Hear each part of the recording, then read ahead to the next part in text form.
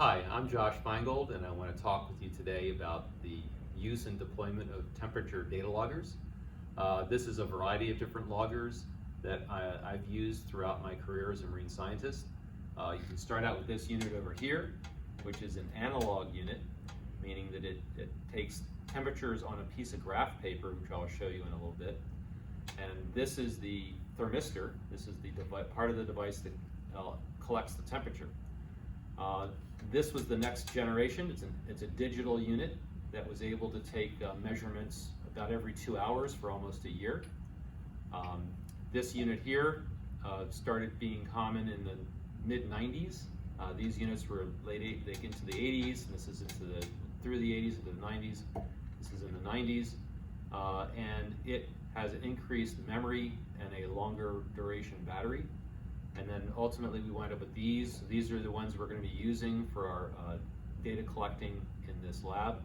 And these are current.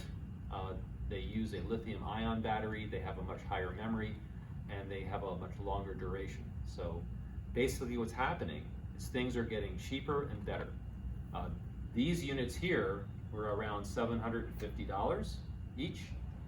This unit here was about $110 or $120 each, and these units are about $130 each. So they're a little more expensive, but they do a lot more. And basically what you're trading off is the ability to take measurements more frequently and for longer duration with improved technology. So obviously with this kind of unit, you can tell it to take temperatures pretty frequently, but then the duration is going to be less. Because what you're buying is data points. How many times can I take a temperature measurement? And when you'll see the data you'll be working with, it will become evident as to how that kind of works out. Okay, so I've broken the units down a little bit so you can see what's going on inside. This is the analog unit, and as you can see, it's a little corroded, but it basically took temperature measurements on a piece of graph paper. And the thermistor would get warmed up. It would act on a bimetallic spring that would then move the needle up and down depending on the temperature. And the graph paper would turn slowly, and you get this measurement or trace on the paper. It worked pretty well, but it was kind of hard to work with the data.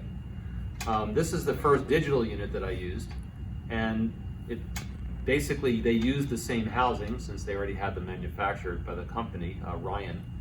And this unit plugs into this housing, and this is basically the temperature transducer. It's mounted at the bottom of this plastic, so the temperature of this plastic is what's being measured. This thing is measuring the temperature on this probe. These units here, similar kind of concept where you have a thermistor kind of glued into the bottom of the plastic. And then these have the thermistor built into the unit here in the inside of the plastic. So if you think about what's going on, if temperatures change, it doesn't affect the measuring unit immediately. There's a slight lag from when the temperature around these units changes and when the physical measurement occurs, because there's a little bit of inertia with the temperature of the main unit. So in other words, if this is sitting in icy cold water, measuring 0 degrees Celsius, and I drop it into the boat basin, which is probably around 30 degrees Celsius, it will slowly change up to 30 degrees. And that's known as latency or lag, and it takes some time. And we'll talk more about this in class and how it relates to the measurements we're getting in the data. Okay, so I just took the units apart so I can show a little bit of how the technology has changed. This is that first digital unit. You can see how complicated the circuit board is. There's a visual display panel here that can give you some data. And look at the battery pack. It's basically a bunch of alkaline batteries that are sealed together, and then you just replace them out, and they last about a year. This is the next generation, much more simplistic circuit board, a lot more use of integrated circuits, and the battery, which is installed on this side, is circular. I think it's a nickel metal hydride design, so that it's much more simple as well. And then last is this unit that we're currently using. It's a sealed unit. It comes from the company sealed. You cannot work on it yourself. So the good news is the lithium ion batteries last about 5 years. And you can monitor that with a digital interface that I'll show you in just a minute. And they're also nice because what they'll do for you is the battery replacement charge basically gives you an entirely new unit. So you pay half cost, you send them your old unit, they send you a new unit. So it basically allows you a pretty efficient way of reusing equipment without having to worry too much about battery longevity.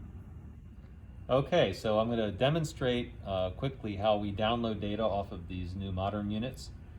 This is an optical interface.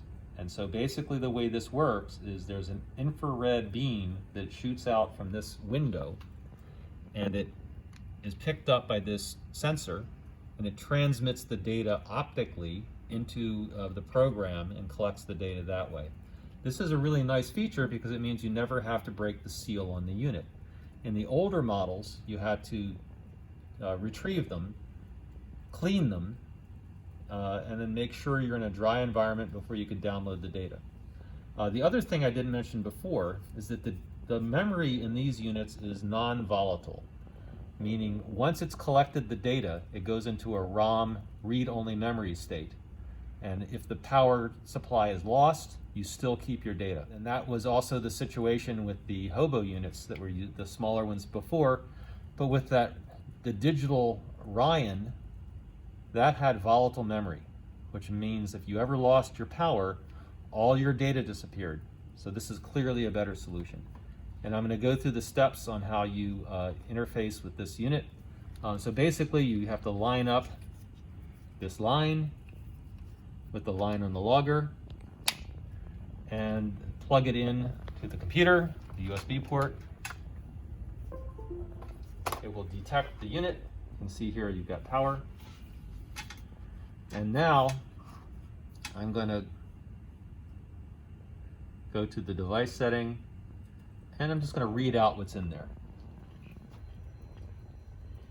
And depending on how much data is there, it can take seconds to minutes to get the data off.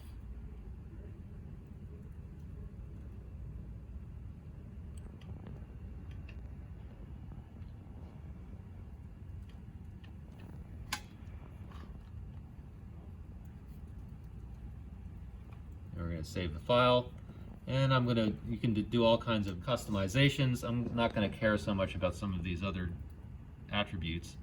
I want you mainly to see the temperature data, and so we're going to now plot it. Okay, so this is temperature data that was obtained, I think, from a 2-meter location in the Galapagos Islands. And you can see here this is 30 degrees Celsius. It got down as cool as maybe 18 degrees Celsius down here. But what's this? What's this line? Why is this line here? It shows what? 80 degrees Celsius? That's because this unit was sitting in the sun on a boat before it was deployed. So you can see it's quite a dramatic difference. And then here's the data, and you can see the data is pretty interesting. You can see periods of warmth, periods of cooling, and we'll be talking about what can induce this kind of periodicity when we do the lab. So very straightforward, and I really like using these units, and it just could get better from here. So that's it. So now we're going to deploy the temperature loggers in the boat basin at Nova Southeastern University Oceanographic Center. As you can see, they're already attached, one on the weighted end. This will be sitting on the bottom. The second one will be close to the surface, and we're going to deploy these now and let them run for at least several days. We're hoping to catch a temperature signal of the tropical storm or hurricane that passes through, and I guess we'll get to see when we get them all back. So the idea is you just deploy them down, and I'll tie this off on the dock, and we'll be coming back in a few days to retrieve it. Thank you.